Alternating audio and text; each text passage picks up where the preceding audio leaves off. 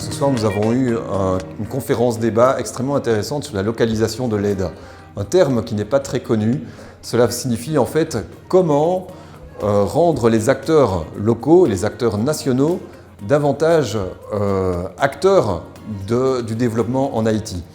Et nous avons eu ce soir 3 intervenants, et en fait même 4 intervenants, 2 qui travaillaient sur une étude sur la localisation de l'aide, un représentant de l'Union européenne qui parlait pour la coordination technique des partenaires, cela veut dire des bailleurs, et une intervenante qui était une organisation de la société civile haïtienne, ITK.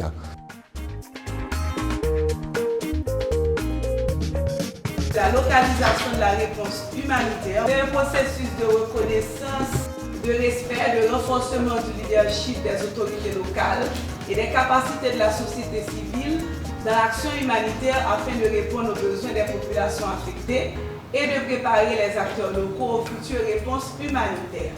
Il est pertinent qu'on puisse parler maintenant de la localisation de l'aide parce que justement, on est dans un pays qui dépend en grande partie du financement externe pour répondre à ses besoins. Dans certaines régions du pays, la population ne reconnaît aucun signe visible de la présence de l'État.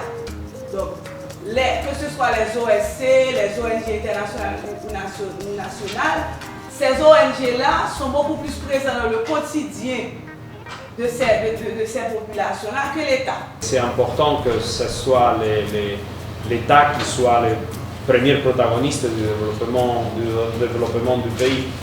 Je crois que les organisations comme les vôtres devraient aussi faire un effort additionnel en matière de coordination avec l'État. Ça serait quand même important que l'État ne perçoive pas non plus les ONG comme des choses qui produisent des résultats ou qui essayent d'entreprendre des activités ici et là sans trop de cohérence avec la stratégie nationale de développement. Les organisations locales, les organisations de la société civile haïtienne ont un rôle clé à jouer dans la localisation de l'aide.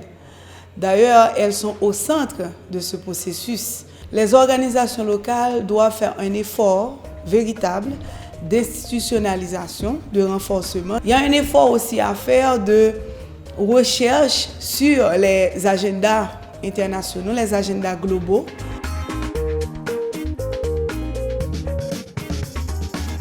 On a un rôle de plaidoyer aussi à jouer et là on ne pourra pas jouer le rôle de plaidoyer si on ne s'approprie pas ces accords globaux.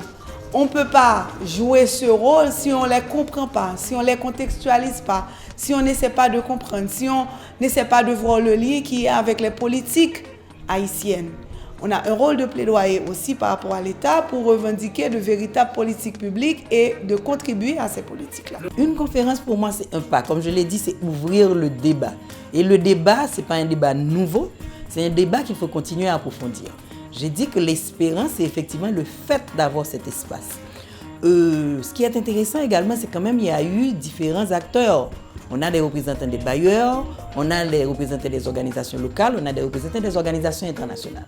Donc c'est déjà cet espace de dialogue entre les acteurs, c'est l'espérance que j'ai. Mais certainement, ça devrait être un discours au niveau des communautés locales. Elles sont les plus concernées. La localisation présuppose que dans la mesure où on travaille avec les acteurs locaux, les besoins et les priorités de la population affectée seront bien définis.